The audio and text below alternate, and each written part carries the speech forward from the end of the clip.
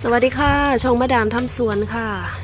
มื้อนี้เราจะมาอัปเดตบักพริกช่อค่ะอยู่ในกระถางเซรามิกเนี่ยค่ะพริกช่อในกระถางเซรามิกเบิ้งการติดผลของเขาหน่วยเขียวงามแท้ใบเขียวงาม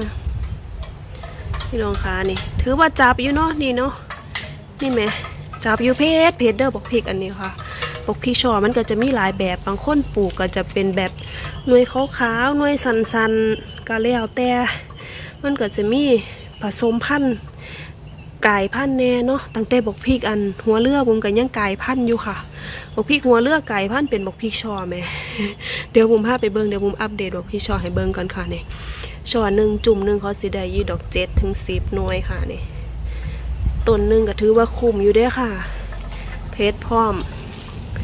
เพชรนี่เหมาะสำหรับเพชรบักพริกป่นค่ะเพชรหอมทางนี้หน่วยมางามไทยลูกหลาเอ้ยมึงเนี่ยเพียกับบ่มีลงฉีดไว้เลยบัดนี้ฉีดป้องกันไว้ป้องกันเพียไว้ทางนี้ก็กำลังติดดอกออกหน่วยมานี่นู่นนะนี่ค่ะต้นนี้ที่ว่าบอกพี่หัวเรือบุ่มไก่พันน่ะเห็นบ่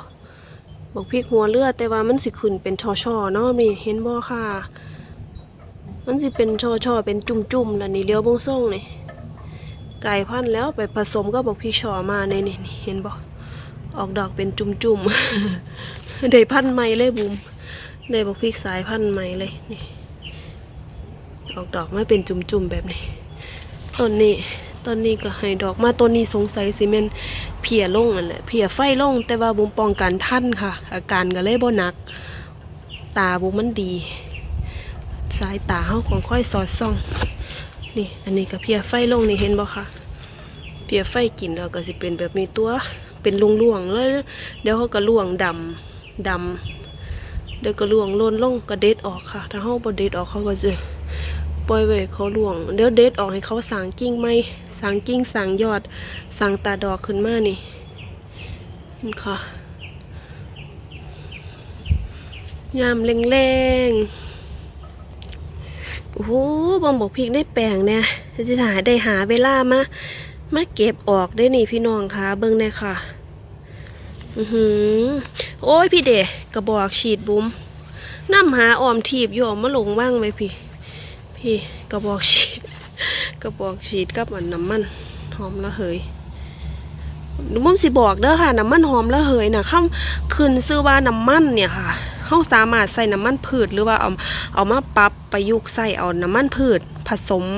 อุ้ยเดี๋ยวผมบอกเดี๋ยวมึงจะพาเฮ็ดคลิปดีกว่าจังได้คอนเทนต์พร้อมน้ำมันเด้อค่ะถ้าบ่มีน้ำมันหอมระเหยแต่ว่าบ้านเฮามีอยู่แล้วค่ะน้ำมันหอมระเหยตะไคร่น้ำมันที่เป็นเนเชอรัลเนี่ยแบบน้ำมันธรรมชาติสิค่ะน้ำมันตะไคร่น้ำมันเปลือกส้มอีหยังก็ได้เด้อค่ะเด้อให้เอาไปผสมกับน้ำเปล่าแล้วก็ผสมกับพวกน้ำยาล้างจานเฮานี่แหละค่ะเนี่ยเอามาฉีดเอามาพ่นเลยสูตรใหม่ของบุ๋มเพราะว่า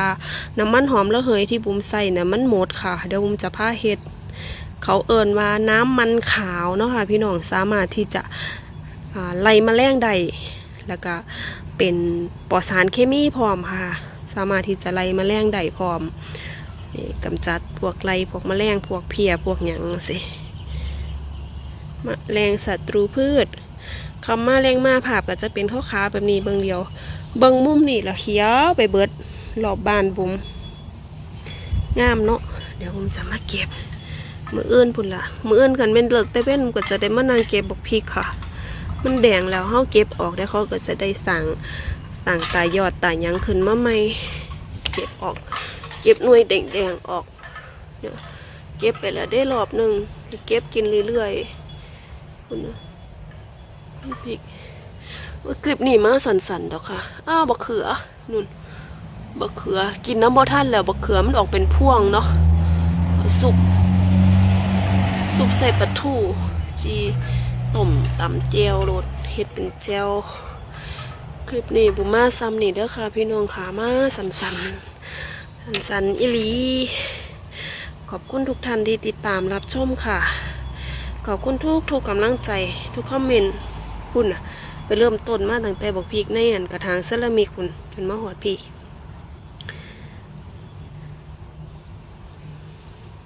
ไปกันเด้อค่ะพี่น้องคำแล้วคำอีหลีแบบนี้ฮะอาบน้ำนอนแล้วทุ่มหนึ่งล่ะมื้ออื่นก็จะได้ตื่นแต่เช้าสู่งานต่อไปกันเด้อค่ะขอบคุณสำหรับทุกไลค์ทุกคอมเมนต์ทุกการติดตามเด้อค่ะดูแลรักษาสุขภาพกันทุกคนค่ะพี่น้อง